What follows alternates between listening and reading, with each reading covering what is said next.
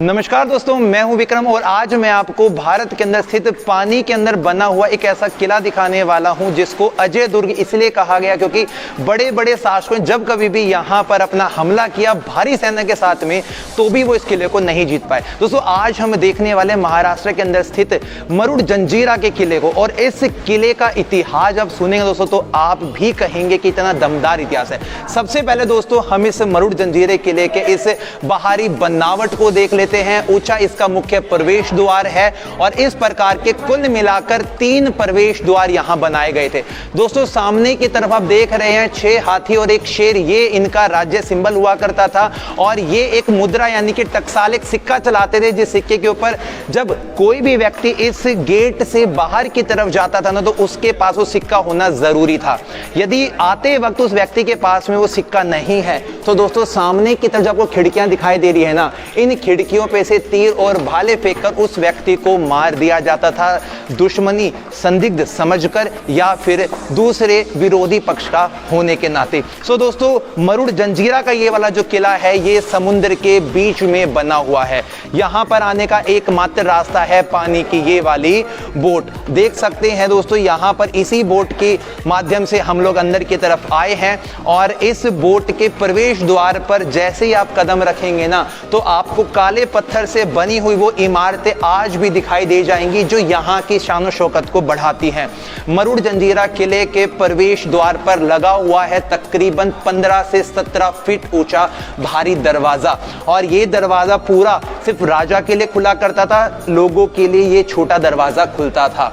और आज के वक्त में आप इस पूरे किले के इतिहास को अभी हम दोस्तों शुरू करेंगे।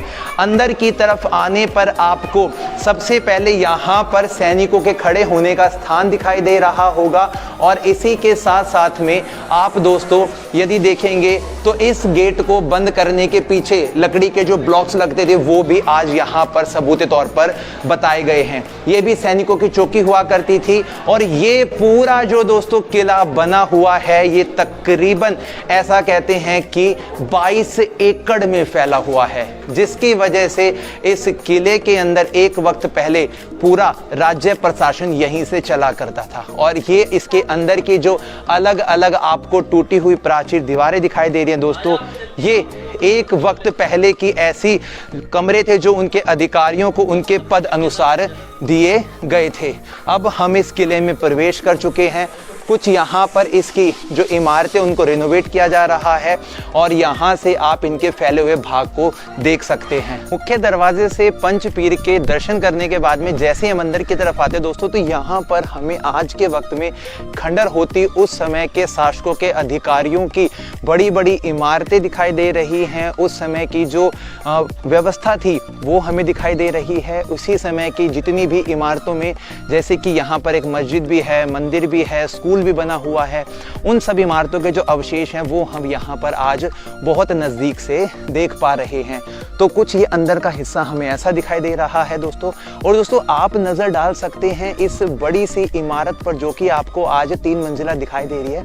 ये एक वक्त पहले 5 मंजिला इमारत थी जो आज 3 मंजिला रह गई। यहाँ पे राजा का दरबार लगा करता था, यानी दरबार हॉल होता था, ये कोर्ट रूम इसको बोलते दोस्तों हम। और आज के समय में जो कोर्ट रूम है दोस्तों ये पूरे का पूरा खंडर हो चुका है। यहाँ पर इसके कुछ अवशेष जो है वो हमें देखने को मिल रहे हैं। तो मरुड जंजीरा का जो इतिहास है दोस्तों वो शुरू हो जाता है यहाँ के जो कोल यानी कि जो मछुआरे थे उनके एक सरदार हुआ करते थे जिनका नाम था राजा राम राव, और उन्होंने अपने शासनकाल के वक्त में इस पूरे टापू के ऊपर एक लकड़ी का ढांचा तैयार किया था। और उस ढांचे को तैयार करने के लिए उन्होंने अहमदनगर के सुल्तान निज़ाम खान से उन्होंने परमिशन ली और उसके बाद में उन्होंने यहाँ पर अपना लकड़ी का जो ढांचा था वो पूरा तैयार किया था। और दोस्तों ये जो पूरा हिस्सा है ना ये बाद में यहाँ पर एक बुरहान खान नाम का एक सेनापति था, उसके द्वारा इस पूरे हिस्से को बनवाया गया था।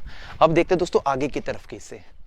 खारे पानी के बीच में बना हुआ ये वाला जो किला है, यहाँ पर एक कुदरती चमत्कार जब देखने को मिला, जब दोस्तों आप इस बड़े कुंड को देखेंगे। इस प्रकार के कुल मिलाकर 2 कुंड बनाए गए हैं, दोनों कुंडों के अंदर बिल्कुल मीठा पानी आता है। सो ये बात जब आप सुनेंगे तो आप बड़े हैरान हो जाएंगे, क्योंकि समुद्र का पानी तो खारा होता है, लेकिन ये मीठा पानी कैसा आया।